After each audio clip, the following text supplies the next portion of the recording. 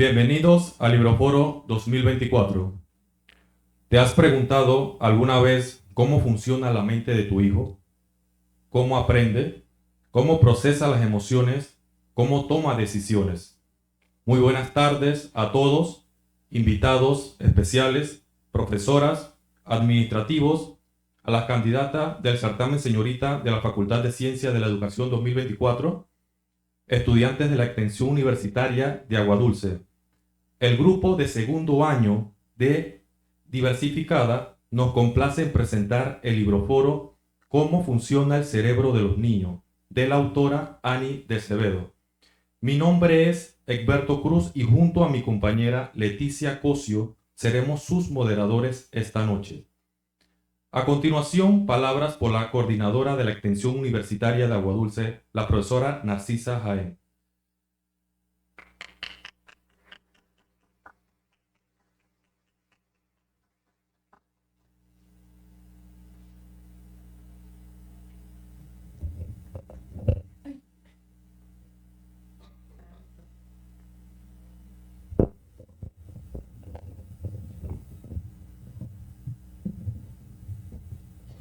Muy buenas tardes, profesora Dalis Grael, coordinadora de la Facultad de Educación en el Centro Regional Universitario de Coclé, profesora Alicia Flores, coordinadora de enlace de esta sede, de esta extensión universitaria, respetada profesora Migdalia Barría, profesora Cristina Barría, la profesora Marinelda, y disculpen si no se me escapan algunas compañeras, profesoras, respetados estudiantes, invitados especiales.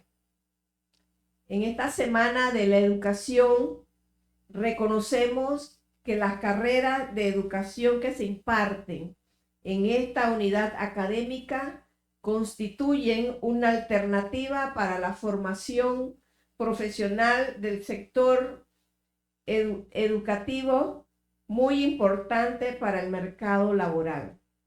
Desde 1937, unos 2 años posterior a la inauguración de la Universidad de Panamá, se constituyó la Escuela de Educación, que funcionó hasta 1985, cuando dejó de ser parte de la Facultad de Filosofía, Letras y Educación, y se creó la Facultad de Educación hasta 1994, cuando se le asignó el nombre de Facultad de Ciencias de la Educación. Esta facultad, con una larga trayectoria, como hemos observado en estas fechas, en la formación de profesionales de la educación, también ha realizado grandes aportes a la investigación, la innovación y a la promoción de la calidad educativa en Panamá. La Facultad de Ciencias de la Educación juega un papel fundamental en el desarrollo del país, ya que ha formado a miles de docentes que desempeñan una importante función, la de educar a las futuras generaciones. Los egresados se desempeñan en todos los niveles y modalidades del sistema educativo, desde preescolar, primaria, premedia y media. La Facultad de Ciencias de la Educación, cuya primera escuela fue la de Pedagogía, una ciencia que ha aportado al conocimiento a través de la investigación, sobre todo para mejorar las prácticas pedagógicas y a la formulación de políticas educativas efectivas, a la innovación mediante el uso de las tecnologías de la información y la comunicación en la enseñanza, en promoción de la calidad educativa mediante eventos, publicación de revistas especializadas y con participación en las redes internacionales de investigación educativa. Sin embargo, hay algunos desafíos, como es la necesidad de actualizar constantemente los planes de estudios para responder a las nuevas demandas del mercado laboral. fortalecer la investigación y promover la vinculación con el sector privado y oficial. La Facultad de Ciencia de la Educación de la Universidad de Panamá es una institución de gran importancia para el país. Sin embargo, enfrenta algunos desafíos que debe superar para seguir siendo una institución líder en la formación de profesionales de la educación. Actualizar constantemente los planes de estudio según los avances en el campo de la educación, el fortalecimiento de los programas de investigación, promover la vinculación del sector privado con alianzas estratégicas que permitan el desarrollo de proyectos conjuntos y transferencias de tecnología. En general, la Facultad de Ciencia de la Educación de la Universidad de Panamá es una institución sólida con un gran potencial para seguir contribuyendo al desarrollo de la educación panameña. Agradecemos a todos los involucrados en esta actividad, estudiantes, profesores y administrativos, para destacar esta importante facultad, la de Ciencias de la Educación. Muchas gracias.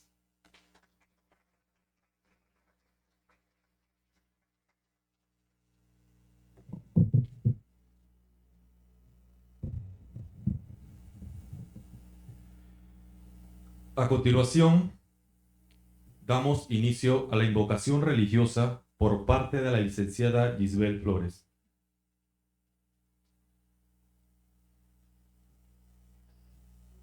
Nos ponemos sobre nuestros pies. Dice la palabra del Señor en Mateos 19:14. Pero Jesús dijo: dejad a los niños venir a mí y no se lo impidáis, porque de tales es el reino de los cielos. Claramente la palabra nos indica que Él ama a los niños y cómo hay que llegar al reino de los cielos siendo como niños. Vamos a orar. Amantísimo Padre Celestial, te doy gracias, Señor, por permitirnos iniciar este periodo, por estar aquí reunidos en armonía para ser mejores y juntos poder servir a nuestros semejantes.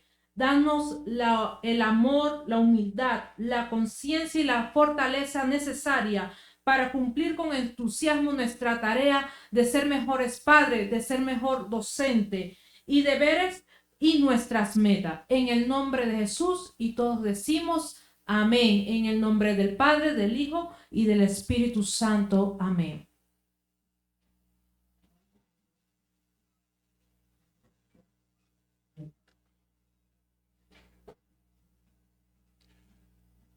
El libroforo es una técnica cuya utilidad reside sobre la reflexión de una obra literaria y su objetivo es el intercambio de ideas acerca del tema leído. En este libroforo exploraremos los fascinantes misterios del cerebro infantil, descubriendo los últimos avances en neurociencia, y aprenderemos cómo estos conocimientos nos pueden ayudar a comprender mejor el comportamiento de nuestros hijos, fomentar su aprendizaje y desarrollo, crear un entorno de familiar más positivo. Todo esto lo estaremos viendo esta noche junto con nuestras invitadas especiales, que nos estarán compartiendo su conocimiento en el desarrollo y conducta infantil.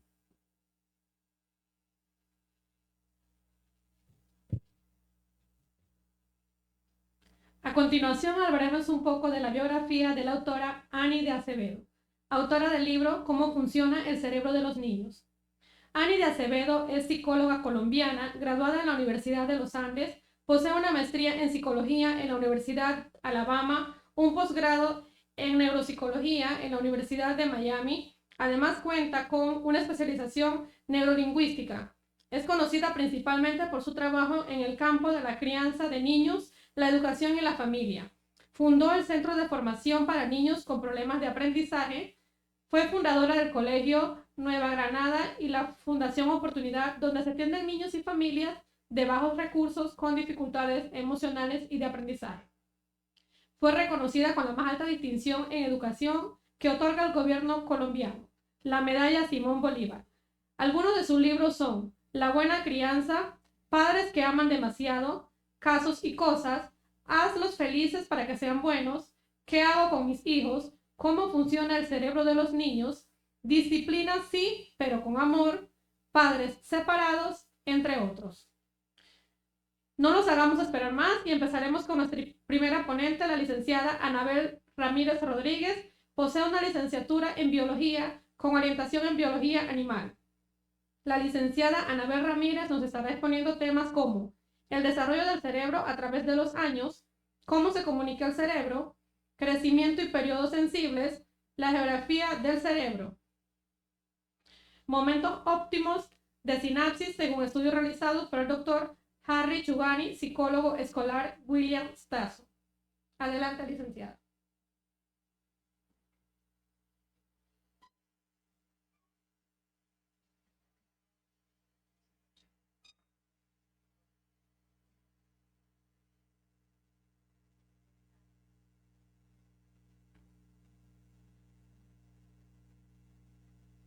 Buenas tardes. Gracias. Muy buenas tardes a todos. Al iniciar con la lectura del libro nos vamos a encontrar con dos interrogantes planteadas por la autora, las cuales textualmente dicen: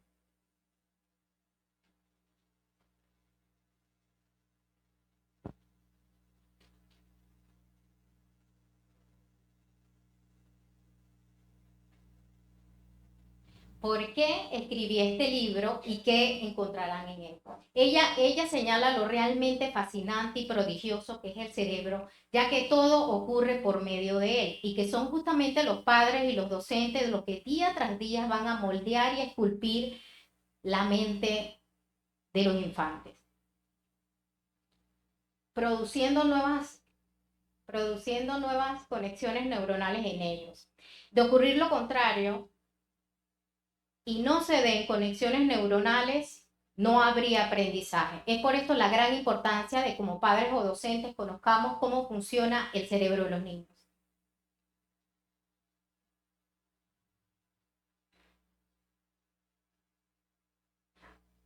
Genéticamente el cerebro está programado para aprender algo nuevo siempre, anda en la constante búsqueda de la novedad. Tiene la gran responsabilidad de mantenerse alerta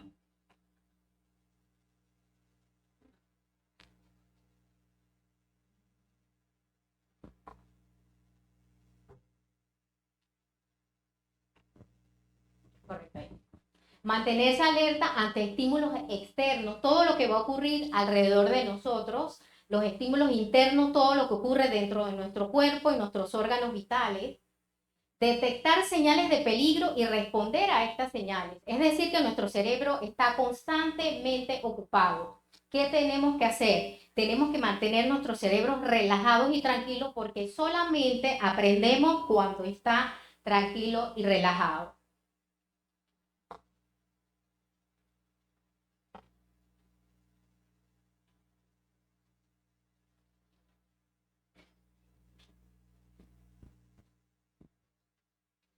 La sinapsis es la unión química entre neuronas.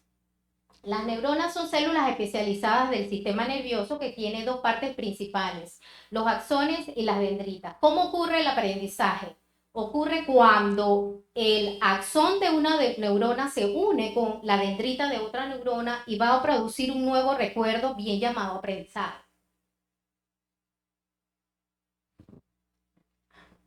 El cerebro está dividido en dos hemisferios.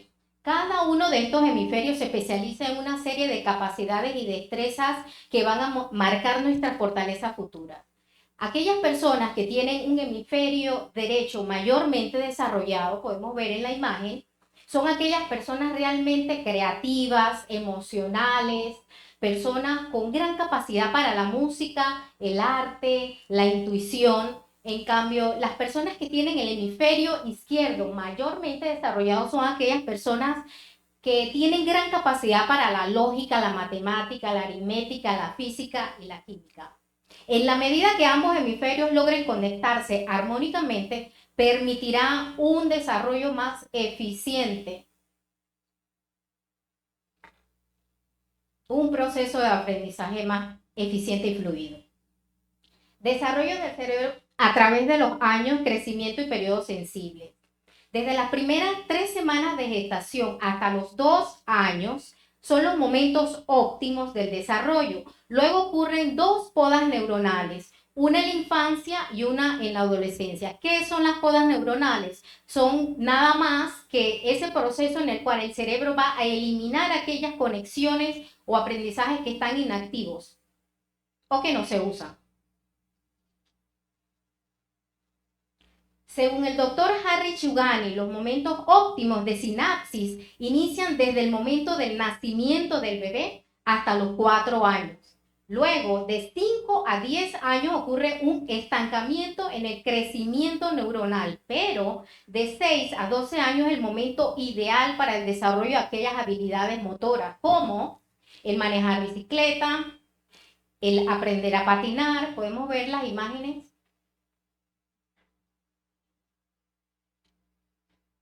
Aprender destrezas en cualquier instrumento musical y cualquier idioma. Luego ocurre la segunda poda, que es a los 12 años, justo en el momento de la adolescencia.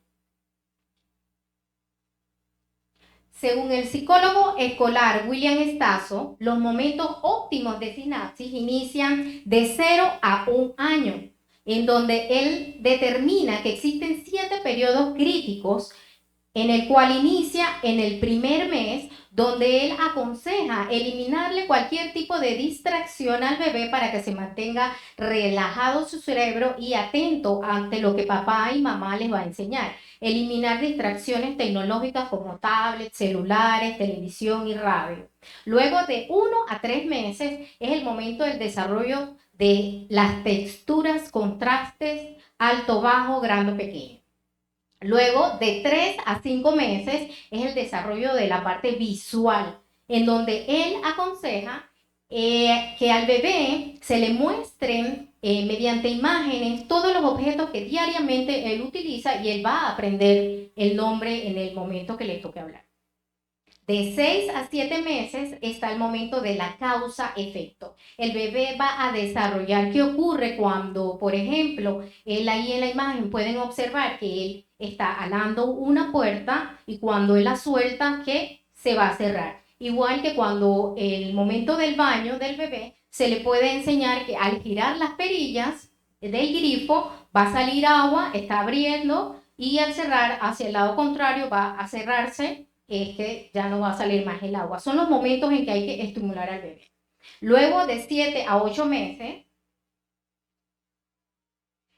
está el momento de la relación versus sonidos. Estimularlo con sonidos de los objetos que el bebé le rodean en casa para que aprenda los nombres. El modelamiento. Recordemos que los niños aprenden por imitación. Y de 15 a 18 meses es el momento de la exploración. Él aconseja que se le adapte al niño un entorno de mucha estimulación para que él aprenda la causa y efecto. De lo que somos es producto genético o de la naturaleza. Se sabe que nacemos con un cerebro maleable y con plasticidad, haciendo que el entorno del niño sea de gran importancia. Desde el momento del nacimiento del bebé se activan 300 millones de neuronas con solo el hecho de abrir los ojos. ¿Qué ocurre cuando un bebé nace ciego? Ocurre un cambio de función neuronal. Quiere decir que aquellas neuronas que estaban determinadas para la visión van a cambiar su función, ya sea para el tacto o para el oído. Él señala la estimulación temprana. Recordemos que un cerebro tranquilo y poco estimulado va a desarrollar pocas habilidades intelectuales.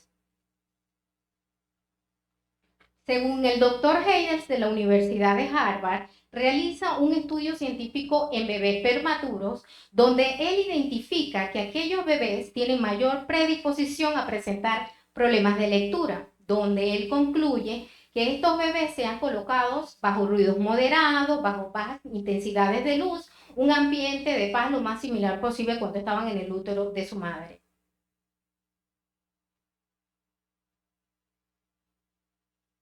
Ejercitar constantemente el cerebro es fundamental para que no se oxiden los caminos ya recorridos.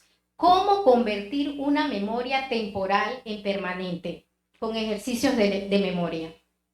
Por ejemplo, podemos enseñarle a nuestros niños en casa la dirección de la casa, desde número y nombres de las calles, el número de teléfono de papá o mamá en caso de emergencia, y constantemente, cada cierto tiempo, se les hace la consulta a los niños, se les pregunta a los niños sobre esta información y ellos van a empezar a grabarla permanentemente. ¿Qué es la inteligencia? La inteligencia es la capacidad de pensamiento con palabras abstractas.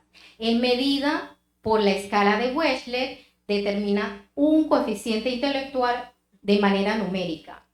Es la velocidad para procesar información visual o auditiva, es la capacidad de vocabulario, es adquirir y retener información y adaptarla a diferentes situaciones. Pensar y hacer análisis tanto con palabras como con números. Finalmente, la inteligencia, definida por la autora, es las habilidades, destrezas, práctica, esfuerzo, persistencia y las capacidades. Debemos anhelar tener hijos inteligentes o hijos con buenas habilidades y que las sepan manejar para triunfar en la vida. Existen dos tipos de padres. Los padres con mentalidad fija y los padres con mentalidad abierta. Los padres con mentalidad fija son aquellos padres que desde el momento que conciben a sus hijos van a definir, pronosticar para qué van a ser buenos sus hijos, qué capacidades y destrezas van a tener. Y esos niños van a crecer siendo como sus papás les han enseñado. En cambio, los padres con mentalidad abierta son aquellos padres que entienden que el cerebro está en un proceso constante de desarrollo y de cambio y que ellos van a desarrollar las habilidades y destrezas de manera innata. Esto quiere decir con las cuales ellos nacen y lo van a hacer de la mejor manera posible. Para concluir, les dejo a reflexionar qué tipo de padre eres o quieres ser. Gracias.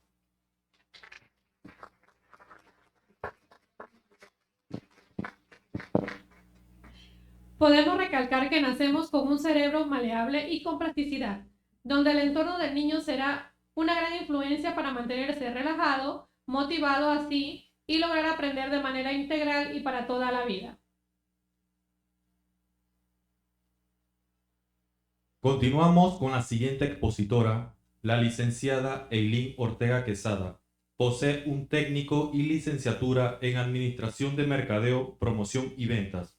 La licenciada Ortega nos estará explicando los siguientes temas: fortaleza y debilidades de cada cerebro, el cerebro y los problemas de aprendizaje, adquisición del lenguaje, el bilingüismo y el cerebro. Adelante, licenciada.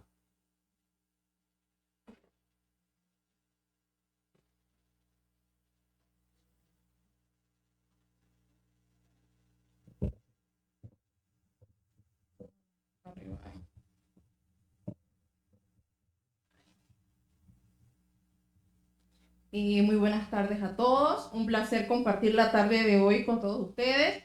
Mi nombre es Eileen Ortega y voy a darle continuación a lo que es el tema del cerebro en los niños. Antes que todo, me gustaría invitarlos a escanear un código QR que pueden encontrar dentro de los folders, donde van a encontrar algunos cuestionarios para conocer el tipo de inteligencia, fortaleza de sus hijos, al igual que síntomas comunes de problemas de aprendizaje. Dice que cada cerebro es único, como lo es cada cara. Pueden algunos parecerse, pero no hay ninguno idéntico. Para comprobarlos, yo quiero decirles una palabra y quiero que ustedes me digan qué es lo primero que se le viene a la mente al escucharla en una sola palabra también. Es decir, yo digo la palabra árbol y pienso de una vez en hojas o en raíces, ¿sí? Solamente son 5 segundos. Para ello necesito que todos cierren sus ojos. ¿Sí? ¿Listos? ¿Todos los ojos cerrados? ¿Qué se le viene a la mente con la palabra niño? ¿Qué se le viene a la mente con la palabra niño? ¿Listo? A ver, opiniones para ver. Travieso, listo. Por allí, ¿qué más? Alegre, divertido. Exacto. Vemos que hay muchas respuestas. ¿Qué queremos dar a entender? Que cada cerebro es único. Cada uno procesa la información de diferentes formas. Si tuviéramos un mismo modelo de cerebro, hubiéramos tenido una única respuesta, pero hay muchísimas respuestas. Quiere decir que hay una diversidad cerebral. Entonces el cerebro es una estructura asombrosa porque tiene un conjunto de fortalezas y debilidades, ya que cada individuo tiene una combinación única.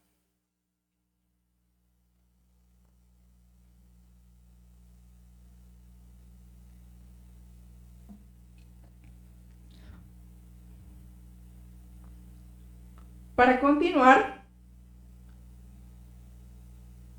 aquí podemos observar, muchas veces podemos encontrar niños que pueden tener una memoria excepcional, lo que les permite recordar y retener información con facilidad. Otros podemos encontrar niños que tienen una habilidad mucho más visual espacial, que les permiten imaginar cosas, objetos con precisión. ¿Qué nos quiere decir esto? Que cada uno tiene su tipo de inteligencia.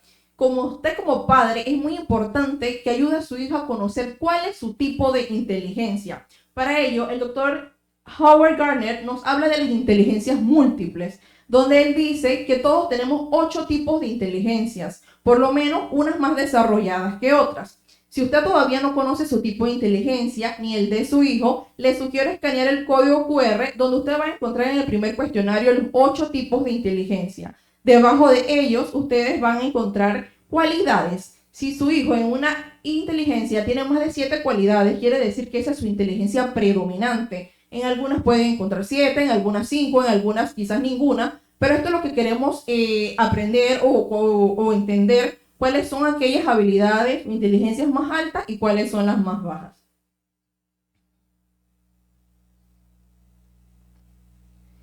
Fortalezas y debilidades. Muchas veces nos enfocamos solamente en ver las debilidades de los niños, pero es muy importante conocer cuál es su fortaleza para que éstas estimulen las áreas más débiles. El doctor Armstrong, en su libro de Neurodiversidad, en el salón de clase, detalla lo que es una lista de fortaleza. Igualmente, ustedes las pueden encontrar todas completas, el que desea leerla, dentro del PDF que pueden escanear. Yo podría mencionarle brevemente algunas de ellas. Las fortalezas personales. Cuando su niño tiene una actitud positiva frente a los problemas, es muy importante que usted le fomente ese buen sentido del humor ante situaciones difíciles. Llévelo a realizar una lluvia de ideas con posibles soluciones de ese problema y hágale saber que ya no le va a volver a ocurrir porque ya encontró la solución a ese problema. Tenemos también las fortalezas sociales. Son aquellos niños que se mueven como pez en el agua en un grupo social. Es muy importante hacérselo saber, ya que estos niños por lo general suelen ser líderes o voceros entre sus grupos de amigos y en la escuela. Tenemos las fortalezas creativas. Son aquellos niños que desde pequeños los vemos que son muy creativos. Es muy importante usted como padre comprarle algún libro, algún diario, algo donde ese niño pueda plasmar todas esas ideas creativas que llegan en su mente. Tenemos las fortalezas físicas. Son cuando el niño tiene mucha energía. Si a su niño le gusta el deporte, el béisbol, el fútbol, cualquiera, es muy bueno que usted lo inscriba en una clase de deporte. O si a la niña le gusta bailar, sería bueno inscribirla en un curso de ballet o de baile. Lo mismo pasa con las fortalezas musicales. Cuando al niño desde pequeño le gusta la música, sería muy bueno comprarle algún instrumento, inscribirlo en clases de canto, algo. Lo importante siempre es estimular pues las fortalezas. Me llamaba mucho la atención una fábula que encontré dentro del mismo libro.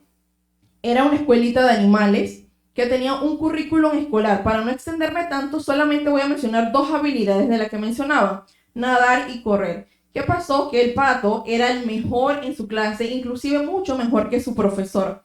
Pero ¿qué pasaba? Que era muy lento y en las carreras no daba la talla. Entonces él comenzó a enfocarse tanto en las carreras y nunca logró ser el mejor. Pero ¿qué pasó? Que descuidó la natación y ya quedó siendo un nadador promedio. Lo mismo pasaba con el conejo. Era buenísimo corriendo, pero para la natación era malo. Tomó cursos de natación y nunca llegó a ser el mejor. Inclusive comenzó a darle ataques de nervios que le afectaban, era lo que era en correr. Había una alumna medio desordenada, que era una anguila normal, que sorprendió porque la estudiante era buenísima nadando, corriendo y cumplía con todas las habilidades que se le solicitaban. Dice que afuera de la escuela había unos perros y unas marmotas que decían que iban a ir a huelga porque en esa escuela no había una asignatura que fuera a escarbar. ¿Cuál es la conclusión de esto? Esto mismo pasa en las escuelas.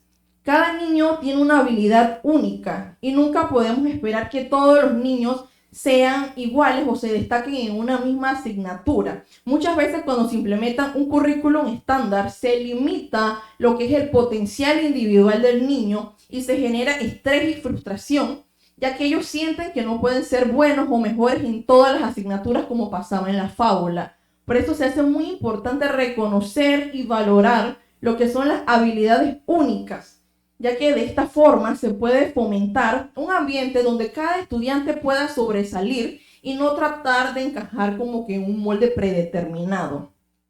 También la importancia de la diversidad y la inclusión, porque en el caso de los perros y las marmotas, ellas se sentían excluidos porque decían que no tomaban en cuenta sus necesidades. Por eso es muy importante tomar en cuenta todas las necesidades y habilidades de los estudiantes al momento de diseñar lo que es un programa de estudio.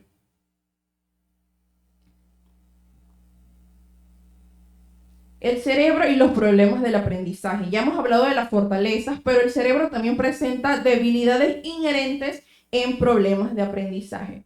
Aquí se puede observar un listado bastante breve, lo pueden encontrar completo en el documento PDF por si están interesados, donde usted cuando lo lee detenidamente, si usted detecta que su hijo presenta más de 3 síntomas de esto, quiere decir que algo pasa allí. Y usted debe llevar a su niño a algún especialista. Con esto no quiero decir pediatra, sino personas con un mayor grado de especialización, como lo son los fonoaudiólogos, neuropsicólogos, médicos en problemas de aprendizajes y terapistas en ocupación.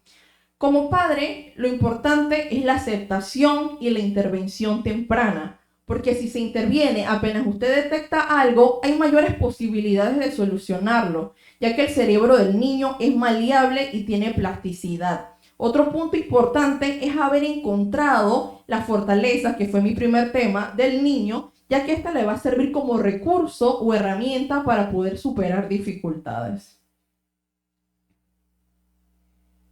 La adquisición del lenguaje. Dice que en los primeros años de vida, el cerebro del niño tiene un rápido desarrollo en las partes relacionadas con el lenguaje, por eso la adquisición del mismo. Aquí podemos encontrar algunas etapas donde me dice que de los 0 a 3 meses el balbuceo es una señal muy importante de que el proceso de aprendizaje del niño va por buen camino. Dentro de los 3 o 4 meses, el niño ya debe callar cuando oye la voz de mamá y buscar de dónde proviene el sonido. Entre los 6 a 9 meses, me dice que el niño ya debe decir primeras palabras como papá o mamá. Entre los 12 o 15 meses, el niño ya puede imitar gestos y sonidos simples. Dentro de los 18 y 24 meses, el niño debe conocer todas las partes de su cuerpo, señalarlas y pedir ayuda cuando lo necesite. Pero estos solo son una guía, ¿sí? Porque ¿qué pasa mucho que se vive en la vida diaria? Que se compara el proceso de los niños. Pero ¿cuál es el tema de hoy? Que cada cerebro es distinto, cada cerebro es único, cada niño va a ir a su propio ritmo. Si usted como padre siente que el niño lo entiende, el niño comprende, el niño va a lograr hablarlo, solamente que él está yendo en su propio proceso. Algo que es importante saber es que el cerebro de los niños está lleno de imágenes. Y un rol de padre que debe hacer es llevar esas imágenes a palabras, enseñarle los objetos a los niños, decirles cómo se llama, ¿para qué sirve? De este modo, el niño va ampliando su vocabulario y pueda comunicarse de manera efectiva. Tenemos el bilingüismo y el cerebro. Se sabe que el niño nace con la habilidad de poder hablar cualquier idioma. ¿Pero por qué se pierde esa habilidad? Porque el niño solamente habla y escucha a uno en su vida cotidiana.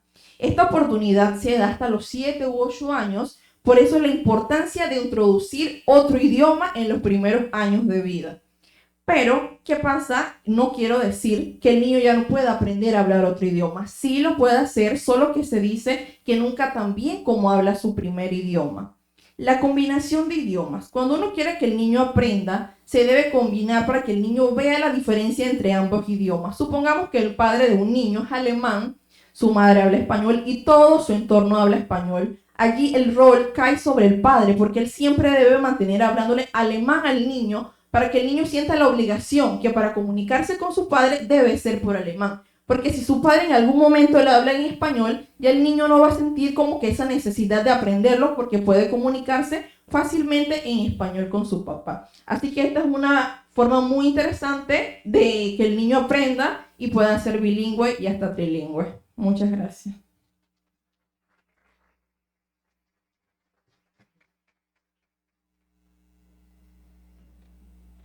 Como hemos escuchado, las fortalezas del cerebro de cada niño son extremadamente importantes, debido a que cada uno tiene habilidades y talentos que pueden influir significativamente en su desarrollo, aprendizaje y éxito en la vida.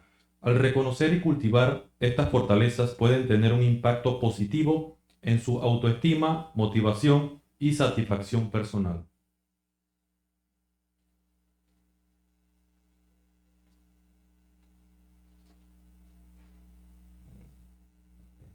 A continuación, nuestra siguiente expositora, la licenciada Didiana Castillo, posee un técnico y licenciatura en Administración de Empresas, así como también es estudiante de posgrado en Docencia Superior.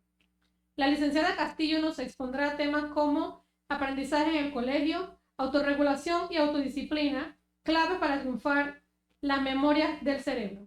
Adelante, licenciada.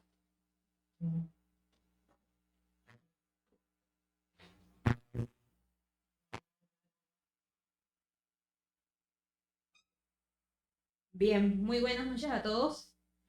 En esta ocasión les voy a hablar sobre lo que es el cerebro infantil en el colegio, la clave para un futuro brillante. En el colegio los niños reciben información y conocimiento que organiza sus cerebros, haciéndolos más proactivos, eficientes, más organizados. Sin embargo, depende de los padres cultivar este tipo de organizaciones y estructuras antes de que los niños lleguen al colegio. Si no les ponemos límites o reglas a los niños desde sus primeros tiempos hasta su edad preescolar, que es cuando inician el colegio, simplemente para ellos va a ser muy difícil adaptarse a los horarios de clase, a los horarios de almuerzos y demás, porque han tenido muchas libertades en sus casas y no las han incluido lo que son las organizaciones o las reglas. De igual manera, los colegios deben adaptarse o estar preparados cuando reciben estudiantes con deficiencias de aprendizaje o con ciertas diferencias que los hacen únicos. De igual manera, se sabe que en nuestro sistema educativo los niños por lo general se catalogan por edad, no por las condiciones o las capacidades de cada uno de ellos. Por ende, es papel de los docentes y de los colegios adaptarse y hacer los currículos mucho más flexibles para ser beneficiosos para todos los tipos de estudiantes que tengan.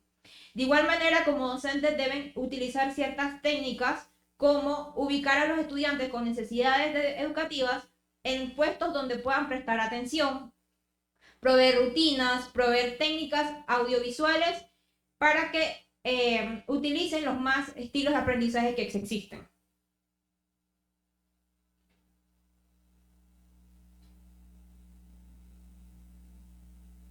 Bien, les traigo una pequeña dinámica. Preparemos nuestra mente para aprender. En esta ocasión va a salir la imagen que están viendo ahorita. Tienen 14 segundos para encontrar las 5 diferencias que hay entre ambas imágenes. La persona que la encuentre primero alza su mano, nos dice las 5 respuestas y pues obviamente tenemos un pequeño premio para esa persona. ¿Córrelo?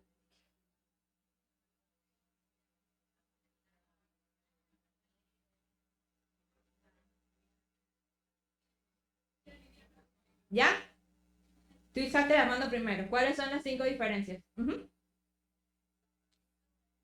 Ajá. Ajá. Ajá. Ok, exactamente. Esas son las 5 diferencias. Si lo sigues reproduciendo, van a ver las diferencias al final. Un aplauso para la compañera.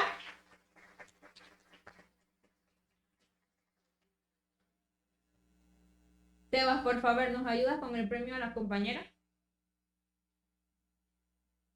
Es la chica de azul de acá.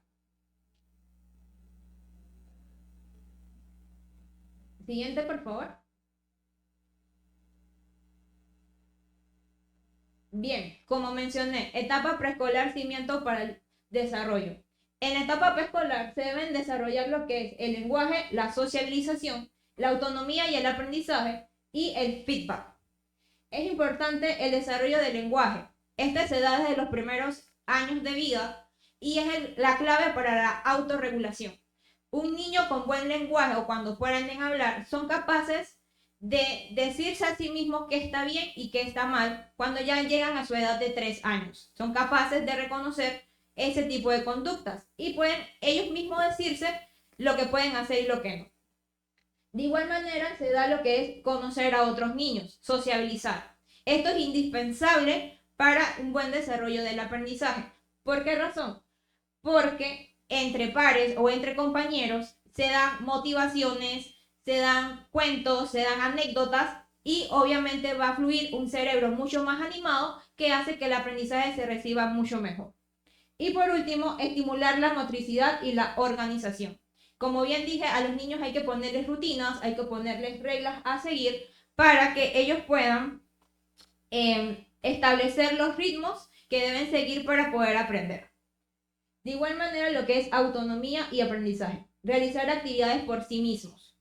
El docente o el padre debe ser vigilante de las actividades de sus hijos, pero no debe limitarlos a que ellos sean libres de descubrir el conocimiento por sí mismos.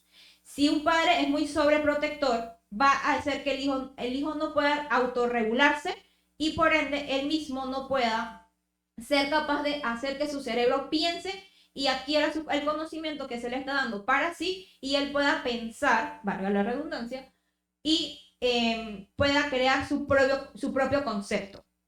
De igual manera, intercambio entre pares. Otra vez la autora hace énfasis en lo que es la sociabilización entre los niños. Por eso, cuando estábamos en pandemia, muchos niños se vieron estancados al momento de la convivencia entre otros niños, porque no teníamos esa capacidad, porque obviamente estábamos en pandemia y estábamos excluidos. Muchos niños iniciaron su etapa de 1 a 2 años solos en casa y cuando llegan a la escuela, pues simplemente se les hizo muy difícil convivir con otras personas. Un feedback, una retroalimentación. Esta debe ser positiva para crear un ambiente enriquecedor. ¿Cómo se le puede dar un buen feedback a los niños? Con una sonrisa, con una palmadita, diciéndole lo que está bien y si está mal, cómo mejorarlo, no haciéndolo ver como un fracaso o una limitación. El feedback es muy importante para que el niño sienta de que si hizo algo bien, él sabe que le estamos dando una gratificación. Pero si hizo algo mal, simplemente para decirle, hay que mejorar en esto. Pero la forma en cómo se dice va a ser muy importante para que nuestro cerebro continúe motivado. Bien, el poder de las memorias. En nuestro cerebro realmente existen muchas memorias, pero traje las 4 principales. Memoria de trabajo, memoria anecdótica, memoria asociativa simbólica y memoria motora.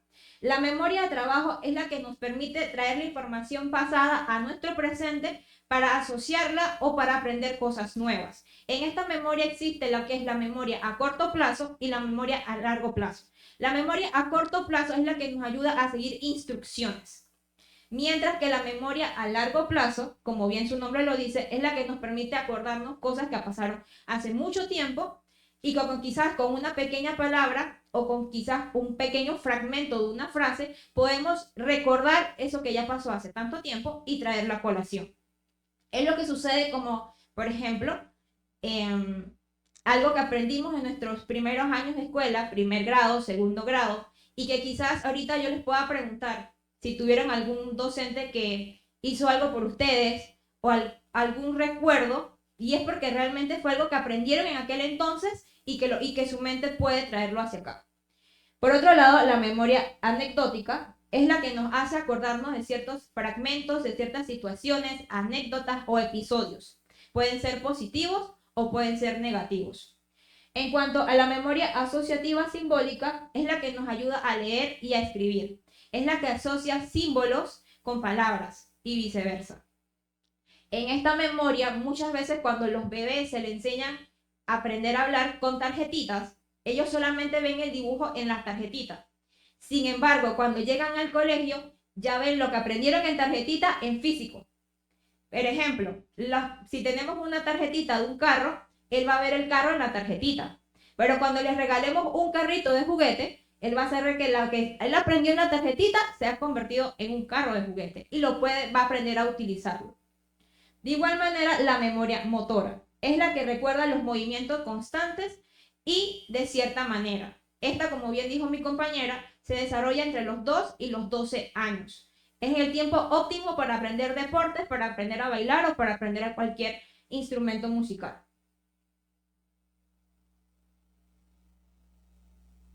Estrategias basadas en el funcionamiento cerebral. Como bien dije, rutinas y patrones, estructuras, reglas, aprendizaje entre pares. La verdad, la autora es muy enfática en lo que es la sociabilización, colaboración docente. Los docentes de los colegios deberían colaborar entre sí para crear estrategias óptimas para los estudiantes y más que nada cuando se dan ciertas dificultades de aprendizaje.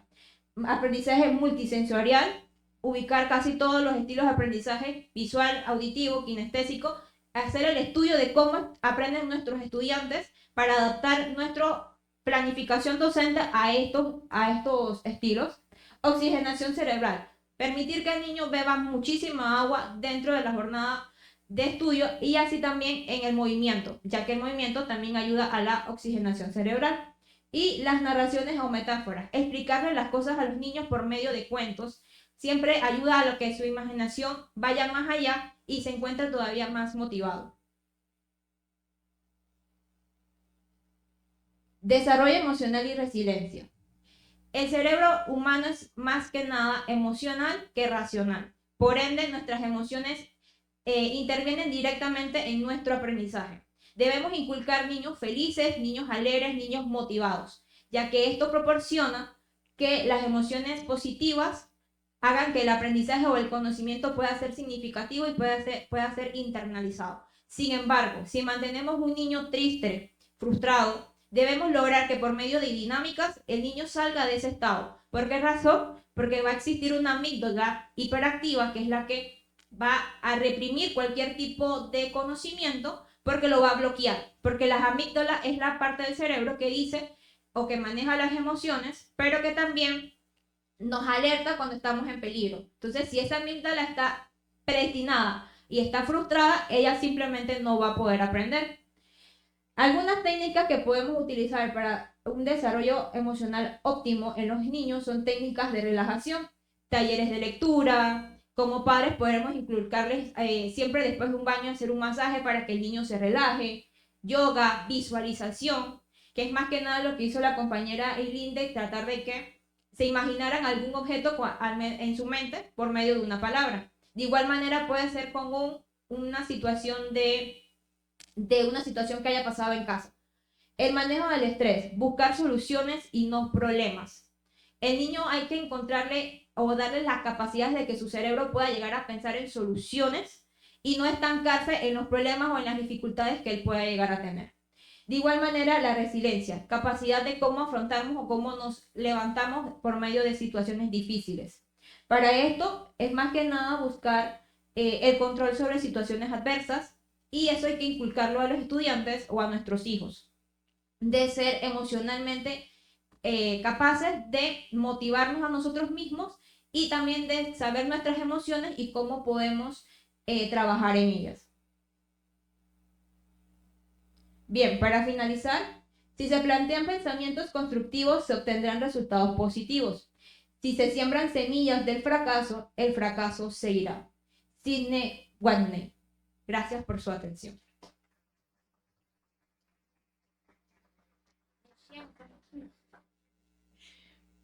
Como hemos escuchado, en el cerebro de los niños se dan múltiples funciones que son clave para el éxito y el desarrollo del aprendizaje en los estudiantes, por lo que es fundamental conocer la forma de aprender de los niños y desarrollar actividades de autorregulación y autodisciplina desde los primeros años de vida.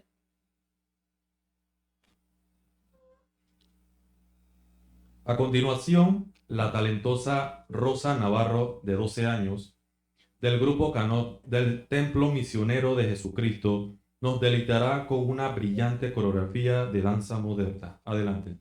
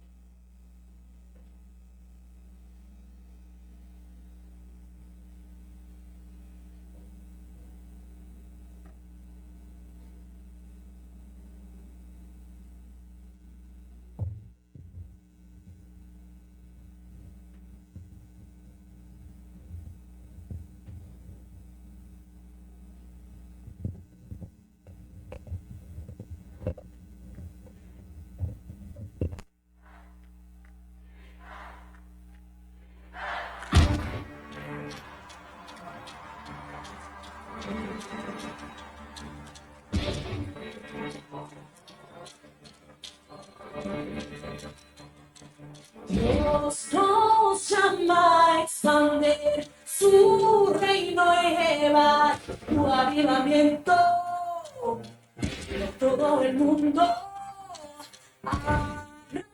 De las cosas bien claras del avivamiento por todo el mundo.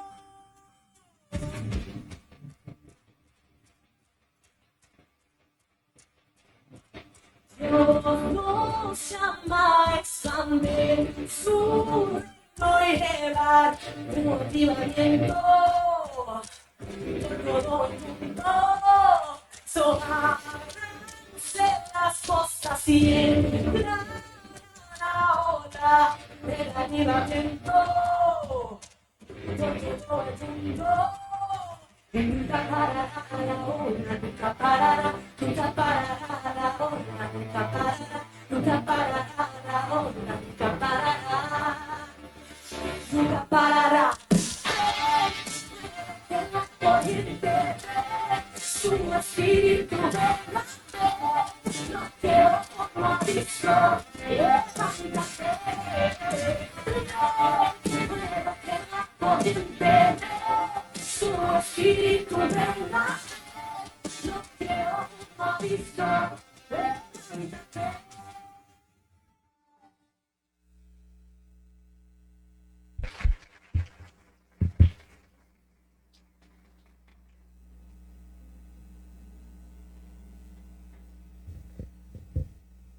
Continuamos con la presentación de las expositoras. En esta ocasión tenemos a la licenciada Sharon Berbey. Cuenta con una licenciatura en Administración Marítima, posgrado en Docencia Superior y es estudiante de la maestría en Gestión y Negocios en la Industria Marítima. La licenciada Berbey les explicará los siguientes puntos. El tacto y problemas de hiperactividad. El movimiento es esencial para estimular el cerebro. Dormir bien para aprender mejor. El cerebro, la lectura, música y alimentación. Adelante, licenciada. Bien, ajá. Buenas noches, ¿cómo están? Me alegro, me alegro. Mi nombre es Sharon Berbey y tengo el agrado de compartir con ustedes nuestro primer punto, que sería el tacto y los problemas de hiperactividad.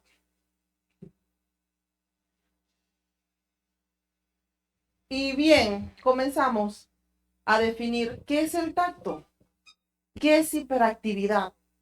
El tacto no es más que tocar, palpar, sensaciones a través de nuestro cuerpo. Eso es el tacto. El tacto es fundamental para poder interactuar y percibir lo que nos rodea. Bien, ¿qué es concepto de hiperactividad? Concepto de hiperactividad también es conocido por sus siglas como TDAH, trastorno de atención de déficit de hiperactividad. Esto afecta a millones de niños en el mundo. La hiperactividad. es una afección crónica de comportamientos persistentes, altamente excesivos en los niños. No. El primero.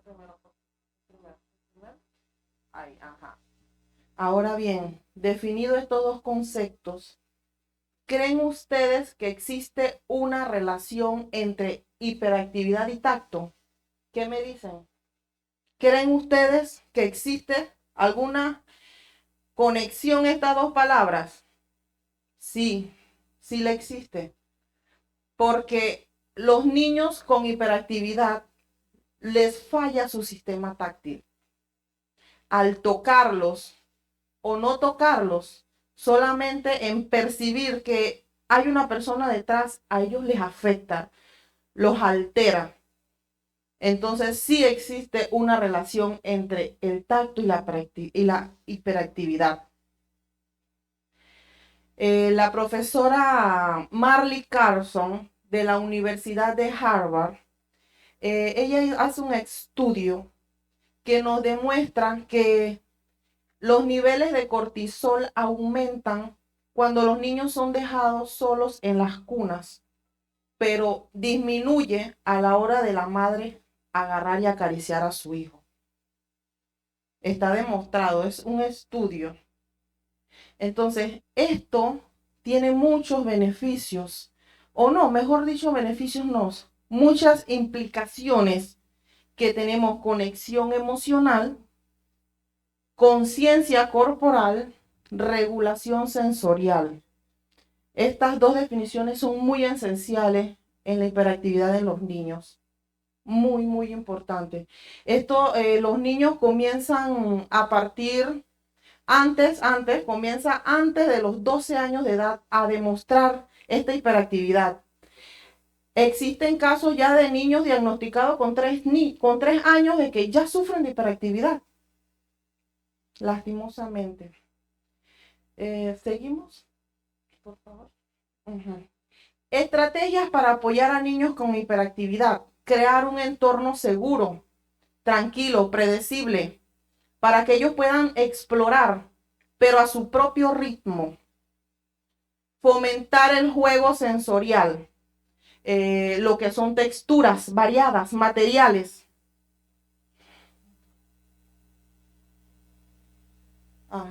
Tenemos nuestra tercera estrategia. Bájale un poquito, porfis. Sube un poquito. Aplicar técnicas de presión profunda. Estas técnicas son importantes, ¿por qué? Porque regulan, los estimulan, los calman. Y son nada más que un abrazo de una madre. Cuando esos niños se ponen llorando, pero ese chiquillo, ¿qué voy a hacer? Lo que voy a buscar es la correa. No, hagan la prueba porque yo lo he hecho. Tengo un niño de 2 años y me ha funcionado. El libro me ha caído anillo al dedo. Viene papá con la correa, yo no, lo que hago es abrazarlo y me lo pongo yo ya, y le hablo. El niño se me tranquiliza. Yo, Dios mío, este libro me ha llegado, se lo juro. También existen otras técnicas de presión profunda que son mantas gruesas. Cuando estos niños sufren hiperactividad, hay mantas donde la mamá se los ponen encima y les ayuda. Por eso se dice que es calmante. Hay masajes también terapéuticos para estos niños con hiperactividad. Apoyar con terapia ocupacional. ¿Por qué? Porque no todos los niños tienen el mismo trastorno. Existen 3 tipos de trastorno. La primera es la falta de atención predominante. Son cuando esos niños se distraen fácilmente. Cuando no pueden quedarse solo en un juego y ellos quieren estar en todos. No terminan uno y quieren estar en el otro. El otro tipo de hiperactividad es el hiperactividad impulsiva predominante. Son cuando esos niños se quieren subir a todo, a la mesa. Hay que estar detrás supervisándolos. Cuando está mamá detrás con la correa y los niños, supervisión total 24 horas. Y por tercer tipo, la hiperactividad combinada. Imagínense si la primera y la segunda, imagínense la tercera que es la combinada. Pero para esto necesitan llevar al niño a un especialista. ¿Sí?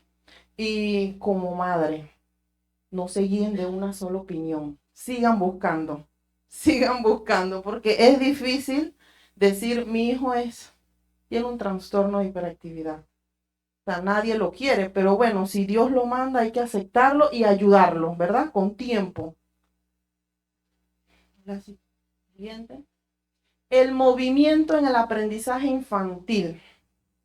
El cerebro necesita moverse para aprender. Así que bien dicho esto, vamos a hacer una dinámica rapidito, en 1 minuto. Y el objetivo de esta dinámica es que vamos a fomentar una pequeña interacción y vamos a estimular el cerebro y nuestros tejidos. Por favor, se me ponen de pie todos.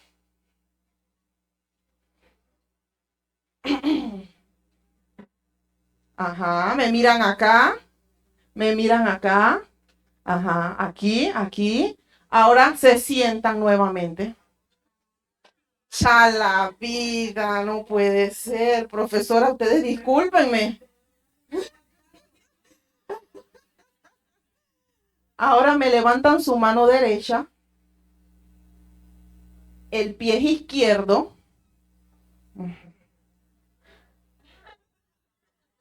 Ahora se levantan todos nuevamente.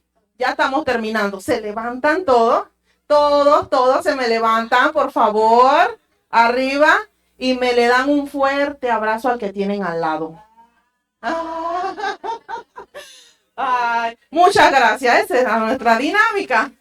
Ahora.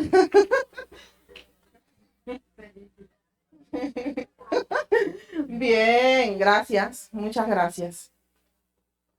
¿Sabían que aumentaron la presión de su sangre con solo levantarse?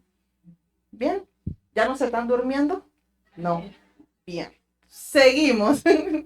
Ponme la otra parte. Dormir bien para aprender mejor. ¿Ustedes se imaginan que nosotros no podamos dormir? Dios mío. Actividad cerebral durante el sueño. Durante todo el día el cerebro está asimilando toda la información, toda. Pero en la noche el cerebro va almacenando por circuitos neuronales, va seleccionando, no, esta información no va aquí, esta información va acá, esta información mejor la agarro, va. Él está trabajando, no para. El cerebro es algo impresionante, no para. Necesidades del sueño. Los bebés necesitan dormir 14 horas. Claro, ellos son por siestas. Duermen 1 hora, duermen 1 horita y media hora, pero son 14 horas que deben dormir los bebés. Los niños duermen de 9 a 10 horas. Niños. Los adultos dormimos de 7 a 8. Y las personas adultas, más adultas, estamos hablando nada más de 6 a 7 horas. Yo no sé por qué los abuelitos a nosotros se nos paran tan temprano. Profesoras, ¿qué nos dicen? O ustedes también se me paran a las 4 o 5 de la mañana. A barrer el patio, a echarle agua a las matas. ¿Ah? Etapas del sueño. Tenemos 4 etapas. 4 etapas. Onda delta, que es cuando estamos entre dormido y despierto. Vamos a comenzar a dormir. Onda teta es cuando estamos más dormidos, pero aún estamos despiertos. Todavía no nos hemos dormido del todo. Onda delta es cuando ya los músculos se nos relajan. Ya estamos que si se cae un plato allá, pero no nos damos cuenta, estamos más dormidos ya. O sea, ese es el esencial. Es cuando es un sueño profundo. Y por último, el REM es cuando hay actividad cerebral. No me he puesto todavía a ver al Señor o a mi hijo, pero dice el libro que es cuando estamos dormidos, tenemos los ojos cerrados, pero no está cliqueando esto, aquí, los párpados. O sea que ahí hay una actividad cerebral. Es que el cerebro no termina, él está día y noche. Así que es importante dormir, ¿sí? Todos los niños, aunque sea un ratito. Mi bebé tiene 2 años, pero yo lo pongo a dormir 1 horita, porque si no en la noche no me deja dormir. 12, 1 no puede ser, así que hay que dormir un rato. Así que hay que regular eso, lo de el sueño, hay que dormir. Bien, seguimos. Descubre el poder de la lectura, la música y una alimentación saludable en el cerebro. Es un complemento. El cerebro necesita dormir, necesita estimularse, necesitamos alimentarnos. Hay alimentos que son esenciales para el cerebro. El kiwi, la sandía, el pescado, la espinaca, son buenísimos para el cerebro. Hacen que las neuronas estén más activas, no se nos envejezcan. La lectura comienza a partir de los 6 a 7 años en los niños, pero hay niños dotados que comienzan a leer de 4 años en adelante. Es algo impresionante. La música nos relaja, cero ansiedad, cero estrés. A mí me ayuda. En el trabajo algo suavecito, haciendo las tareas para la tarde y trabajando a la vez. Bien, ayuda, relaja. Y por último, para concluir, me gustaría dar esta frase. Los niños que aprenden a desarrollar y mantener la fuerza de voluntad desde temprana edad tienen mayor probabilidad de alcanzar sus metas y enfrentar los desafíos con éxito. Lo dice mi licenciada, la dueña del libro, Ani de Acevedo. Ella lo dice. Muchas gracias. Espero que le haya gustado.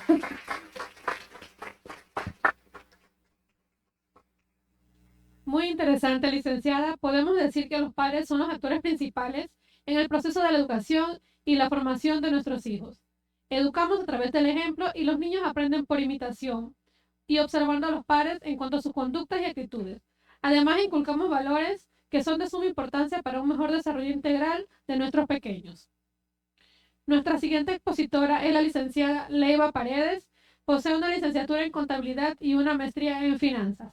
La licenciada Paredes expondrá temas como el cerebro y la tecnología, el cerebro adolescente, datos fascinantes del cerebro y ahora todos queremos ser felices, la creatividad, el compromiso, la colaboración, el pensamiento crítico. Adelante, licenciada.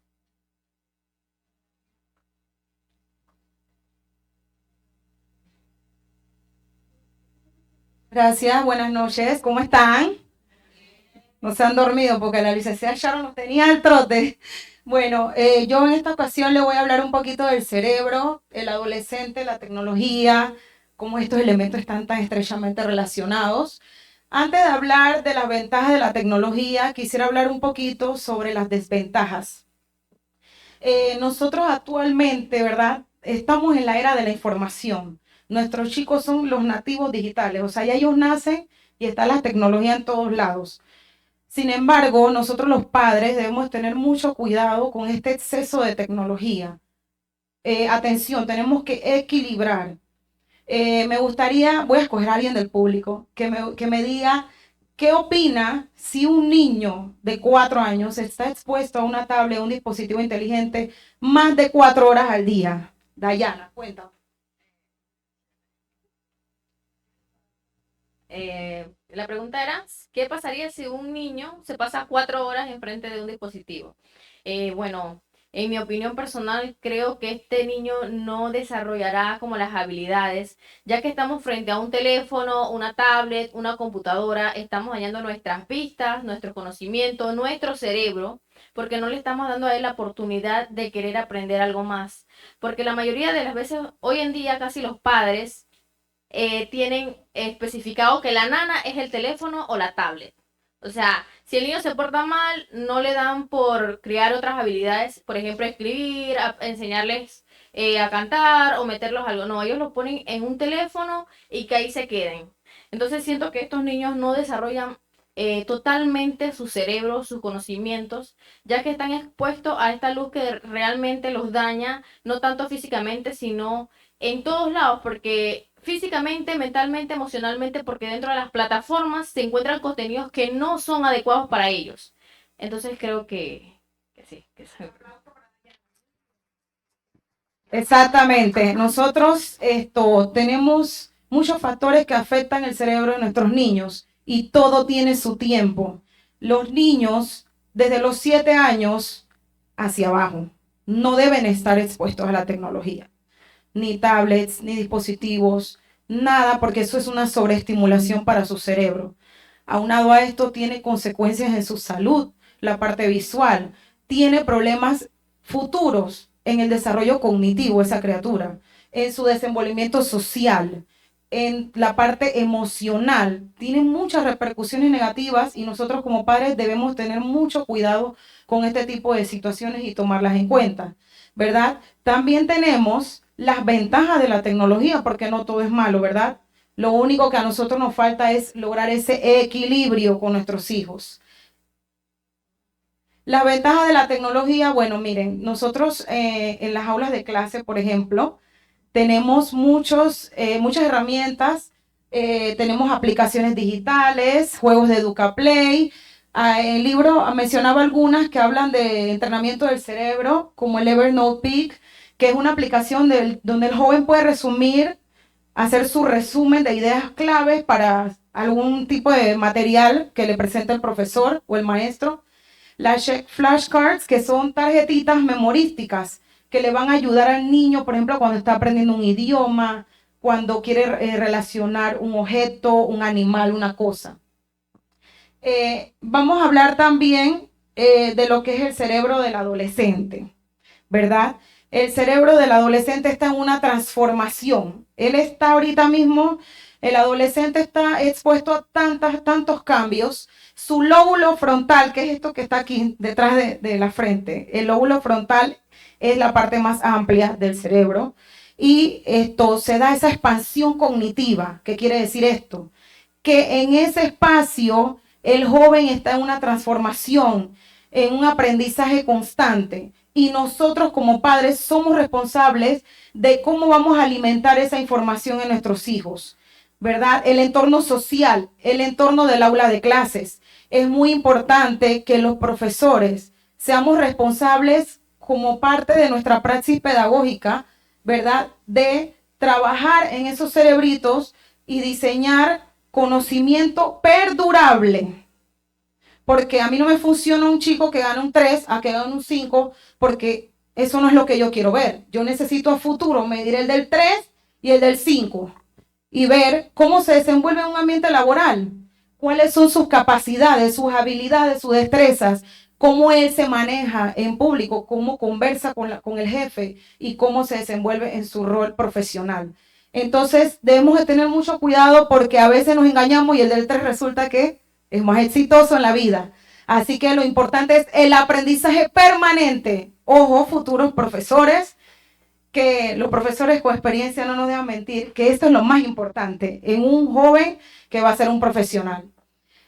Bueno, vemos pues que el cerebro no madura hasta los 20 años, o sea que de ahí tenemos que trabajar constantemente en nuestros jóvenes, tenerles paciencia, comprenderlos, de que ellos están en una etapa donde sus neuronas, todo está totalmente alterado, ¿verdad? Entonces nosotros debemos de buscar esas estrategias, ¿verdad? La profesora no me deja mentir, los recursos didácticos, la didáctica importante, cómo puedo enamorar a estos jóvenes para que ellos aprendan. Si mi asignatura es contabilidad, pero la gente cuando ve los números le da aburrimiento, ¿cómo hago para que ese joven se enamore de la contabilidad? Le muestro un video, busco la tecnología y busco esas herramientas, esos recursos didácticos para que ese joven se interese y logre un aprendizaje permanente. Bueno, entonces vemos pues que toda esta transformación pasa en nuestros jóvenes y nosotros tanto como padres o como docentes debemos de ser conscientes que los jóvenes necesitan de toda nuestra comprensión, de toda nuestra paciencia y de nuestra orientación. Bien, vamos a hablar de unos puntitos muy importantes que debemos tener en cuenta con nuestros jóvenes. Nunca debemos juzgar a nuestro adolescente como un adulto. ¿Quién dijo eso? Tú eres un hombre ya. Así dicen los papás, algunos. No, es un adolescente que tiene su lóbulo frontal está en formación, está construyéndose. Imagínense toda esa alteración, los neurotransmisores, toda la información de la amígdala que emocionalmente no sabe a veces cómo se siente. Entonces, ¿cómo lo vamos a jugar como un adulto? Si un adulto ya está totalmente formado, tiene dominio de sí y ya tiene una madurez. Entonces, hay que tener cuidado con eso, ser afectuoso, darle amor, darle comprensión, porque no sabemos también en su entorno escolar cómo están pasando esos chicos. Tenemos las situaciones de bullying, tenemos muchas cosas del entorno de la escuela que los puede estar afectando. Entonces, imagínense un niño que sufre un bullying en la escuela y tú como papá le dices, tú eres un bruto, ¿cómo vas a ganar 3,5 en matemática? No, debemos decirle, puedes hacerlo mejor. Aquí estoy, ¿en qué te puedo ayudar? Vamos a buscar la estrategia. Si yo no sé matemáticas, me apoyo en un recurso. Busco un docente que sí maneje la información. Pero tener esta afinidad, ¿verdad? Este tacto de que hablaban las colegas, de cómo tratar a mi hijo, para que emocionalmente ese chico no se me vaya a dañar. Su autoestima, tantas cosas que están en formación en esta etapa. Conocer sus amigos, muy importante, porque las amistades a veces son para bien o para mal. Decía mi abuela, dime con quién andas. Entonces, mucho cuidado con eso también. No, o sea, no vamos a cohibirlos de que no pueden tener amigos, no. Hay que darles un voto de confianza, pero monitorear, padres, más en esta etapa que siento yo que es retadora para nosotros como papás, porque afuera hay muchas cosas negativas. Sin embargo, nosotros tenemos esa oportunidad desde el rol de padres de impulsar lo positivo. Y como docentes también tenemos una responsabilidad de fomentar en nuestros niños, en nuestros adolescentes, esa autoestima, esa seguridad de que ellos pueden lograr todo lo que se proponen. Bien, tenemos que tener una flexibilidad. Esto aplica para los padres y para los docentes. Sin embargo, mantener la disciplina y la estructura, ¿cierto? Porque si yo soy demasiado flexible, se me pierde el muchacho, ¿verdad? Busca malas amistades, busca vicios, hay que tener cuidado. Y en el rol docente, desde el primer día, ¿qué tenemos que hacer? La regla del juego. ¿Qué es lo que podemos hacer en el aula y qué no está permitido? ¿Verdad? Y el hecho de que nosotros como docentes pongamos la regla del juego en un aula de clases no quiere decir que nosotros no vamos a tener empatía con nuestros estudiantes. Claro que la podemos tener y podemos hacer ese vínculo. Había algo interesante en el libro que decía, muy importante, se logra un aprendizaje efectivo cuando hay una conexión emocional entre el docente y el alumno, entre el docente y sus compañeros, entre el docente y su recurso didáctico de aprendizaje.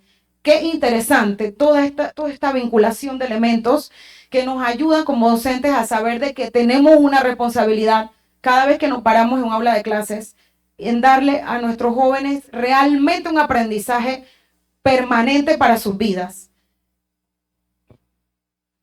Datos fascinantes del cerebro, rápidamente les cuento que el cerebro aprende cuando algo le parece interesante. Entonces, como profesor, yo no puedo ir al salón. Ahí está el libro, lean. ¿Qué estás haciendo? O sea, no estás haciendo nada.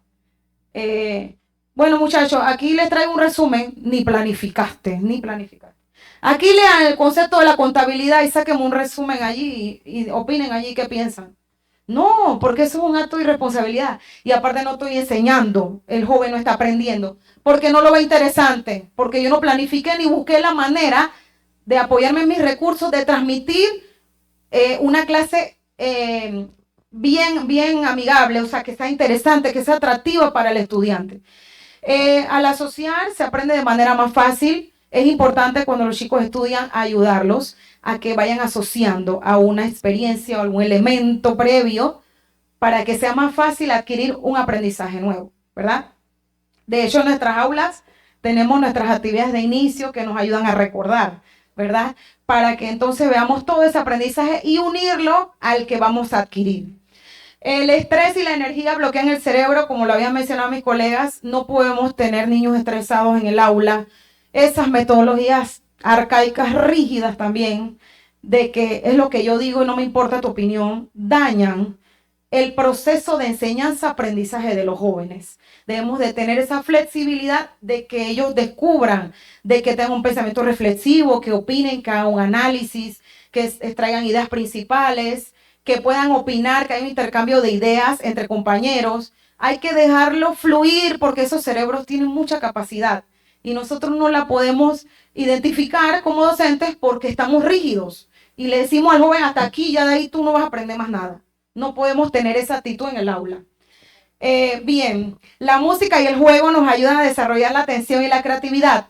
Las licenciadas aquí, futuras docentes de preescolar, saben que mejor que yo, que los juegos lúdicos ayudan mucho a desarrollar esta creatividad en los niños desde pequeños. Entonces debemos de trabajar mucho en eso y los estudios científicos lo comprueban. Bien, habilidades que todo niño debe tener para triunfar: el compromiso. Nosotros somos ejemplos, modelos, docentes, padres. Si yo no estoy comprometida con mi trabajo, con mi futuro, con mis metas, ¿cómo mi hijo va a ser un chico comprometido? ¿Por dónde lo va a encontrar? ¿Verdad? Entonces es muy importante eso. La colaboración, el trabajo colaborativo siempre ayuda, genera más ideas, porque cuando se trabaja en equipo aprendemos mejor. Todos somos valiosos, importantes, y de cada persona podemos aprender cosas maravillosas que no conocíamos.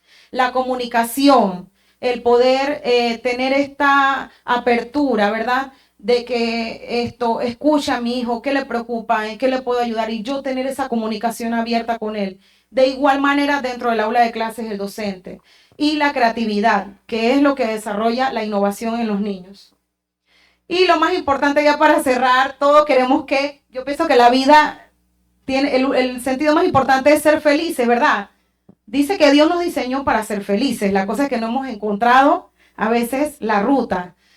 Es importante para tener niños felices concentrarnos en fomentar una buena autoestima. Eres importante, eres valioso, eres maravilloso, vas a mejorar, todo va a salir bien, tú puedes, yo creo en ti. Esas palabras tienen que salir de ese docente también en el aula de clases. Motivemos a los jóvenes para que ellos puedan expandir más esas capacidades. Concentrarse en lo positivo, nunca tener una actitud negativa, a pesar de que las olas vengan en contra. No importa, nosotros siempre la actitud positiva nos va a ayudar en todo. ¿Qué soñamos? Los niños tienen que soñar, tienen que tener perspectivas del futuro, ¿verdad? Y tenemos que alimentar eso en ellos. Cantar, bailar, hacer ejercicio, hacer todas esas actividades que a ellos los hacen felices, ¿verdad? Nosotros tenemos que fomentar todo eso en los jóvenes. Y para concluir, como una conclusión general del libro, pues la autora Ani de Acevedo ha diseñado esta guía práctica, tanto para padres como docentes, para establecer este ámbito hermoso, tanto en la casa como en el aula de clase, y propicio para que se dé un aprendizaje permanente en nuestros jóvenes, que son el futuro de nuestro país, y tenemos que cuidar ese recurso valioso. Muchas gracias.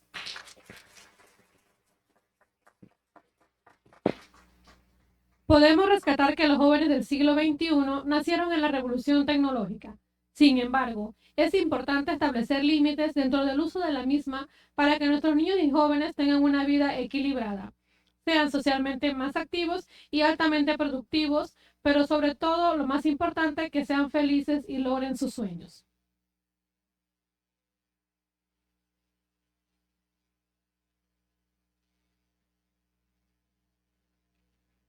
Muy bien, la presentación de las expositoras. Ahora abriremos un espacio de preguntas y respuestas.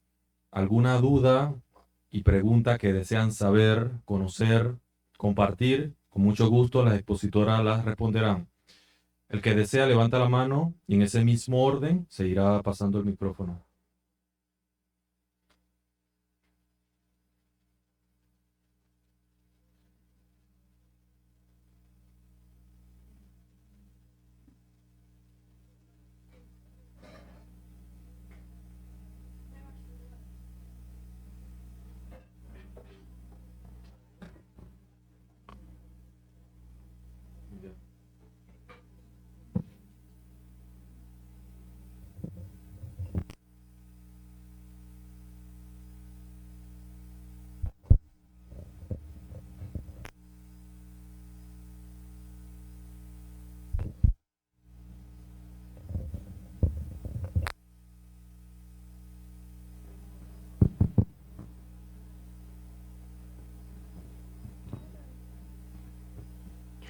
Buenas. Sí, buenas. Yo quisiera saber si la, la hiperactividad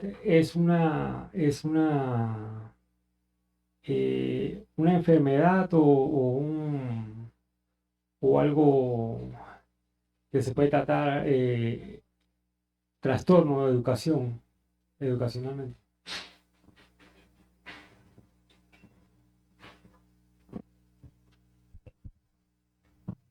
Buenas noches. La hiperactividad es una afección crónica. Muchas veces se da también por la genética.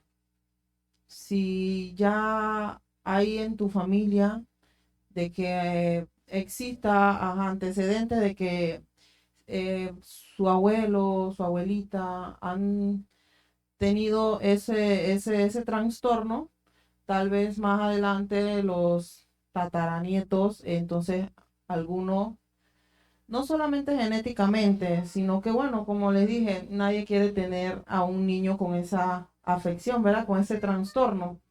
Pero son cosas que Dios lo manda y claro que sí hay lo que es terapias, especialistas que tratan esto. Y bueno, o sea, nada más es buscar qué tipo de hiperactividad es y entonces ponerla en función con los padres, con los que cuidan al niño y un especialista al lado, claro. Entiendo. No sé si le respondí su pregunta. Sí, cómo no. Gracias. A usted.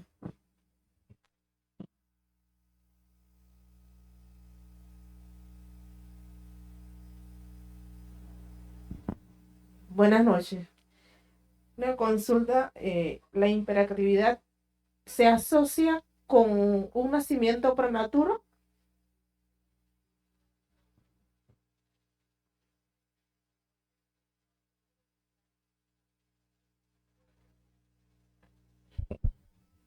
No, mi amor, específicamente no. Ok, No, gracias. un nacimiento prematuro es cuando, bueno, la madre no puede llegar hasta sus 9 meses, ¿verdad? Pero existen por prematuro existen muchos, o sea, la presión alta. O sea, me refiero, por experiencia propia, tuve un niño prematuro y es súper, súper hiperactivo y tiene 20 años y todavía me cuesta mucho, hasta medicamentos le mandaron, pero nunca, nunca se los di para tranquilizarlo. Pero no se los dio y cómo lo va a controlar si no quiere seguir O sea, el tratamiento del doctor. sí, el neurocirujano, no, el neuro le mandó un medicamento para que el niño supuestamente se tranquilizara en el sentido de que era muy travieso, pues. Pero yo lo estuve todo el tiempo conmigo, o sea, estuve pendiente de él y en el sentido, me refiero a que todavía es porque a veces para seguir órdenes se le dificulta un poco, pero es algo que no ha necesitado medicamento. Mucho amor, mucha atención ha sido el medicamento que le ha funcionado, como decía usted en el libro anterior. Qué bueno, una caricia.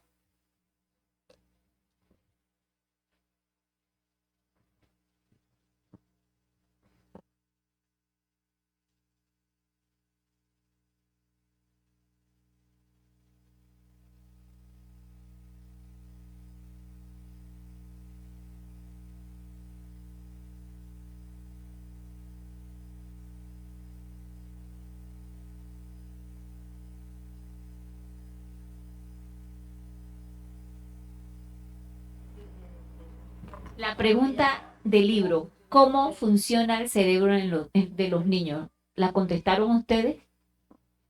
¿Se las pueden contestar ustedes al leerlo?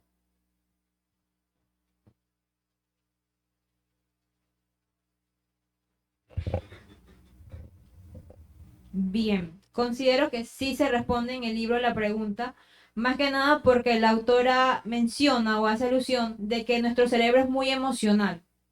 Por ende, a pesar de que estudiamos todo lo que es académico, si no tenemos las emociones correctas para poder aprender, esta no se va a poder realizar. Podemos quizás utilizar las mejores técnicas, las mejores metodologías a nivel académico. Sin embargo, si nuestro cerebro no está emocionalmente activo y tenemos una amígdala relajada, no se va a dar un aprendizaje significativo o permanente, como mencionó nuestra colega. ¿Por qué razón? Porque la amígdala es donde llegan las emociones y esta en muchas ocasiones las libera a otras partes del cerebro o bien las bloquea. Si estas bloquea las emociones, el cerebro solamente se va a concentrar en esa emoción de bloqueo y él va simplemente a inhibir todo lo que esté a su alrededor o todo lo que él esté recibiendo. Entonces, obviamente tenemos que llevar a nuestro cerebro a una emoción positiva, a una alegría, a una motivación, para que toda la sinapsis que el cerebro necesita realizar para aprender se desarrolle de manera correcta.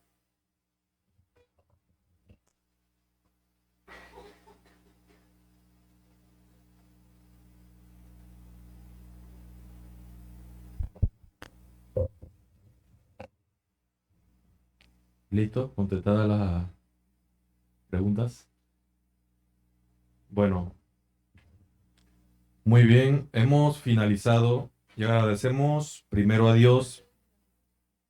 Sí, ok. Muy buenas noches a todos, mis queridas profesoras de la facultad, respetados y apreciados estudiantes, y muy agradecida por la invitación que me hizo el grupo. Muy agradecida por la invitación que me hizo el grupo y excelente presentación han tenido ustedes de este foro. Tremenda técnica porque es una de las técnicas de enseñanza-aprendizaje que realmente nos lleva a un pensamiento crítico, analítico, reflexivo. Tuvieron ustedes que leer y releer, ¿verdad? Me imagino que en ocasiones no estaban de acuerdo con la autora, que esa es parte del pensamiento crítico. Pero sí es bien interesante y sobre todo nosotros, los que dan profesorado en educación, por ejemplo, tienen una asignatura que es del desarrollo del pensamiento y la inteligencia humana, en donde ellos tocan todo este aspecto del cerebro, cómo funciona. Lo interesante y que me encantó mucho la participación de la conferencista, igual que los maestros de ceremonia, los felicito, y que es interesante, pero lo que nos debe quedar a nosotros, generaciones de docentes, que son los que van a formar a nuestros nietos y tataranietos y a los hijos de ustedes, es que lo importante es que el cerebro se alimenta de actitudes positivas, de motivaciones, de estados anímicos agradables, cero estrés. Mientras nosotros estemos pensando que vamos a estresar al niño, su aprendizaje va a ser totalmente nulo. Entonces, todo esto que nos ha hecho la autora aquí, nosotros debemos tomarlo en cuenta y que gracias a Dios reforzó en esta noche, ¿verdad? El cerebro aprende, tiene la capacidad de adaptarse. ¿Por qué? Porque el cerebro es nuestro órgano preparado y capacitado gracias a Papá Dios de que nosotros lo tenemos y que ha evolucionado, porque los otros seres vivos lo tienen, pero no han alcanzado el nivel que los humanos hemos llegado. Entonces, nos toca a nosotros potenciar todas las capacidades que tiene el cerebro. ¿A través de qué? Estrategias motivadoras, como estas de esta noche. Estrategias para desarrollar todo el potencial de las capacidades que nos hablaron de Howard Gardner. Traemos 8 capacidades, pero ¿dónde están? Ni somos lógicos matemáticos totalmente, ni somos lingüístico verbal totalmente. ¿Y el resto dónde están? ¿A qué se debe que no se han desarrollado si Gardner dice que las traemos? Se debe a quienes están a nuestro alrededor, primero los padres y después los docentes, no nos las desarrollan. Entonces está clarito lo que en el foro se ha presentado hoy, ¿verdad? Tenemos 2 hemisferios, uno que para la parte lógica y el otro para la parte emocional, estética, la belleza y el amor. Pero nosotros nos enfocamos solamente en la parte lógica. ¿Y qué pasó con la parte amorosa? Entonces, como docente, tenemos que ver cómo buscamos, y nos lo dijeron las conferencistas, la conexión, la armonía entre ambos hemisferios. Y qué interesante que nos vamos a llevar esta noche todo ese mensaje. Para algunos fue refrescante, ¿verdad? Para otros fue aprendizaje, pero un aprendizaje socializado que nos enriquecemos y nos llevamos a nuestras aulas, pero lo importante es ponerlo en práctica. Y sobre todo ustedes que están en diversificada, el adolescente con todo su nivel de desarrollo de todas las áreas de su personalidad, también está en un desarrollo cognitivo. ¿Qué estrategia nos dice la autora que se deben utilizar con estos estudiantes? Sobre todo técnicas del desarrollo del pensamiento creativo. Y fíjense que nuestro primer fin de la educación dice que los docentes, bueno, dice todo, debemos desarrollar la personalidad integral del estudiante, que sea crítico, analítico, reflexivo. ¿En qué momento nosotros los docentes o ustedes que van a ser docentes están pensando en buscar estrategias que sean para el análisis crítico, analítico y reflexivo? Pongámonos a pensar que somos violadores de nuestras propias leyes, porque no estamos logrando lo que la Constitución del país nos dice. Entonces, muy interesante, los felicito por esta hermosa actividad que han tenido esta noche. No me lamento haber venido, profesora Alicia. Qué enriquecedor me llevo yo este menú que me han presentado esta noche. Muchas gracias por la invitación y felicidades por esta participación que han tenido ustedes. Gracias. Muy bien, hemos finalizado. Agradecemos primero a Dios por permitirnos cumplir con el objetivo trazado, a la profesora Cristina por ser nuestra guía y a todos los invitados que nos acompañaron esta noche. No deseamos finalizar sin antes mencionar a los integrantes del equipo organizador de este libroforo, el cual estuvo a cargo de los estudiantes de segundo año de Diversificada, Educación Media, quienes son Berbey Charon, Cárdenas Mabel, Castillo Didiana, Cosio Leticia, Egberto Cruz, Cumbrera Giancarlos, Flores Gisbel, González Limber, Grael Sebastián, Ortega Eileen, Paredes Leiva y Ramírez Anabel. Ahora la profesora Cristina Barría nos dará unas palabras. Adelante.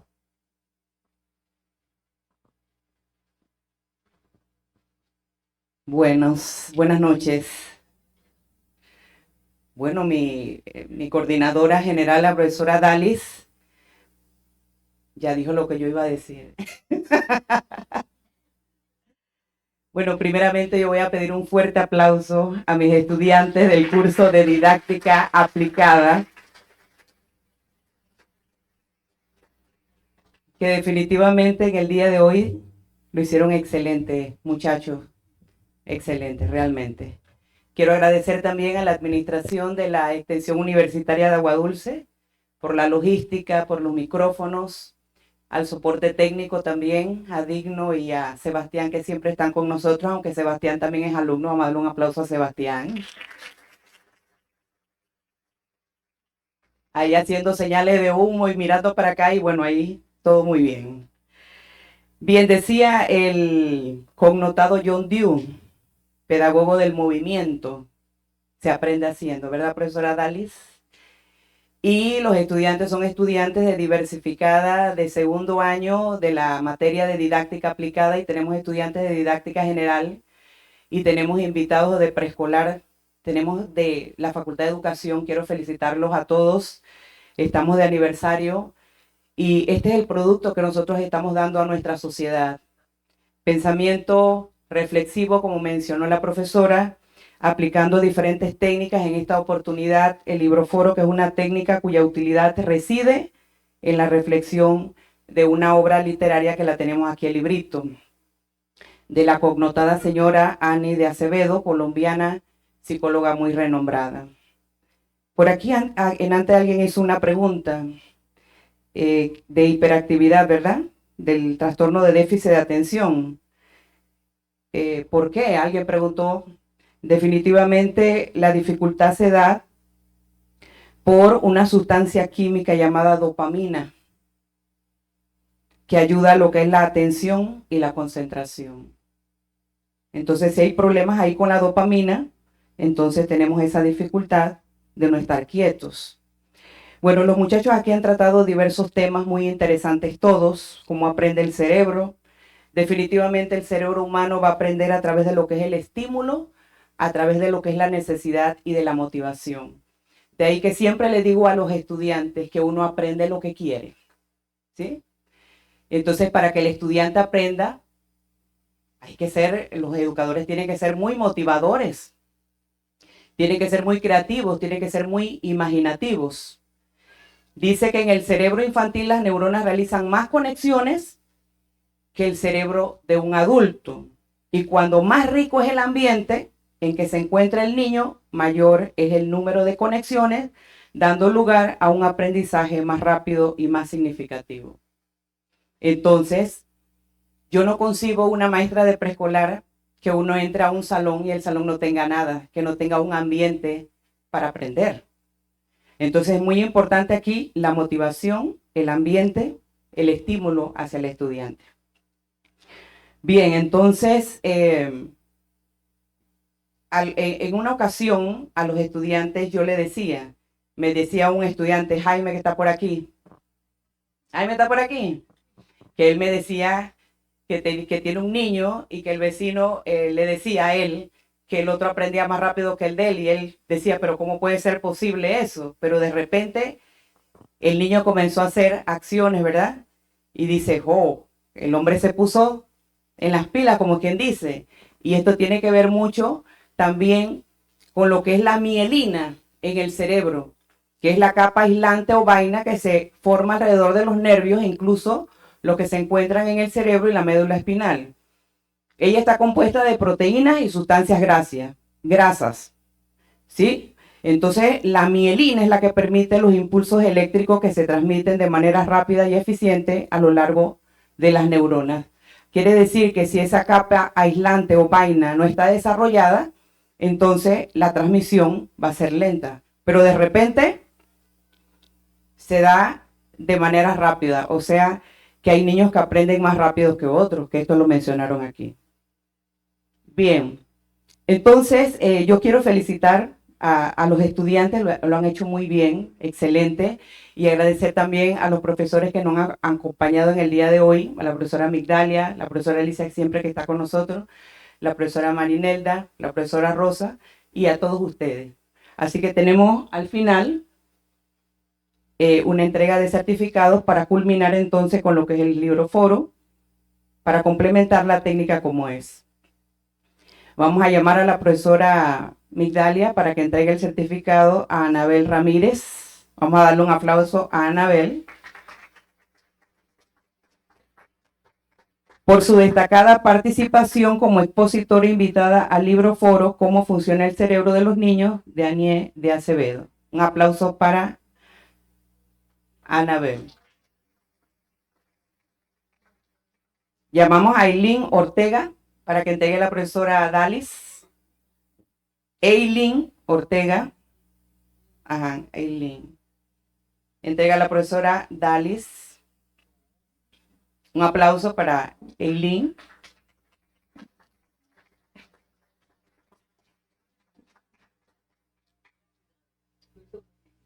También tenemos un certificado de reconocimiento para Didiana Castillo. Entrega a la profesora Alicia Flores.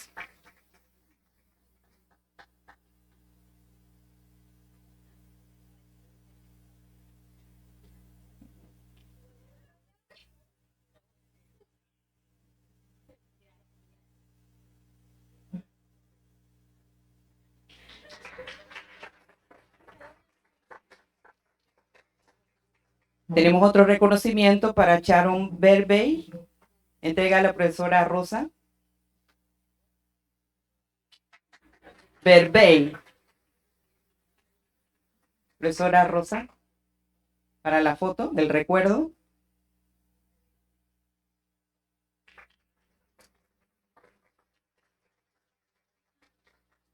Llamamos a la profesora Marinelda para que entregue el certificado a la estudiante Leiva Paredes. Vamos a dar un aplauso a Leiva también por su excelente participación.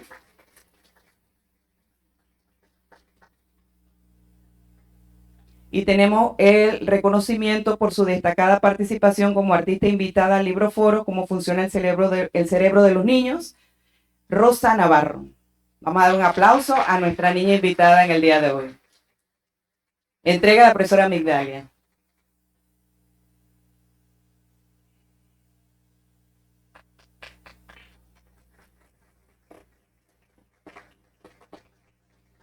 Bien, muchas gracias pues por la asistencia en el día de hoy.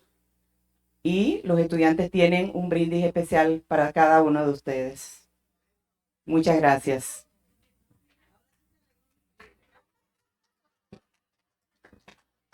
Para el día del mañana también los invitamos para el libroforo Las 5 habilidades esenciales para tratar con las personas. A la misma hora, 6 de la tarde. Gracias por venir. Y la exposición